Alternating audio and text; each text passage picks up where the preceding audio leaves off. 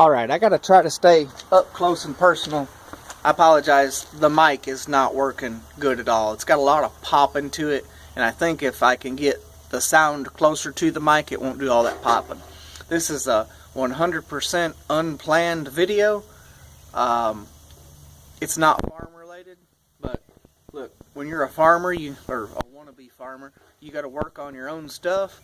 So today, I'm working on my dryer. So here's the symptom.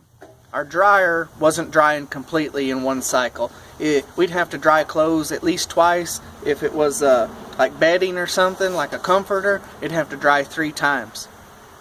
So I pulled it out. The first thing I checked was the lint trap from here to the outside, and we're good there, okay? So I pulled it out. I blew all the fuzz off of it. I got my trusty air compressor. Had lint all over me. I got my trusty air compressor out, and I blew it off, and I got everything just this clean.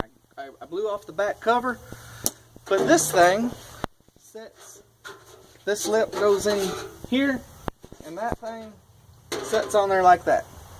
So 6 screws took this thing off, and when I got down to this chamber, when I pulled it off, it was this much covered in hound dog hair and lint and sand. It had a sucker stick in there. It had an ink pen in there. Had 2 or 3 Lego pieces in there. So I think I found what's wrong with my dryer. So even though this is by all means not a farm video, if a simple 2-minute video can save you hundreds of dollars on buying a new dryer, because had I not pulled that off, I'd probably have to buy a new dryer.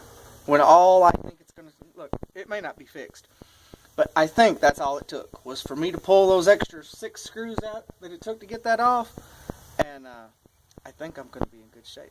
Hey, love God, love people, keep watching Keyfarm. Thanks, bye.